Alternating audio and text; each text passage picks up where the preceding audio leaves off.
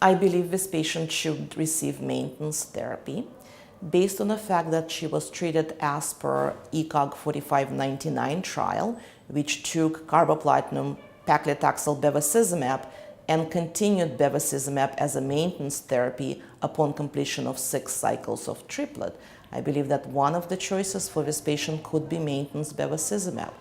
The other choice could be maintenance pemetrexate, or one can even select maintenance pemetrexate and bevacizumab.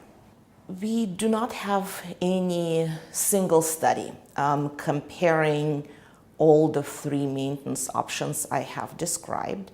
We have a study called AVA-PEARL, which compared maintenance bevacizumab pemetrexate to maintenance bevacizumab by itself, showing that double maintenance improved progression-free survival. There was a numerical improvement in overall survival, but that did not meet statistical significance.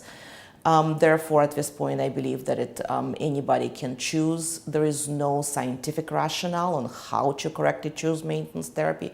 So I would recommend to see how your patient is doing. If the patient is having significant hypertension from bevacizumab or other complications, I would probably drop bevacizumab and just do pemetrexate maintenance.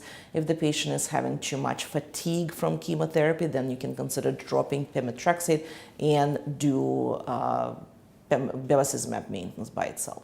The basic supportive care is important, making sure that we check their blood tests for neutropenia. Pain control is important. I strongly believe in palliative care. As I mentioned before, we have randomized clinical trials showing that early palliative care for patients with stage 4 lung cancer improves survival.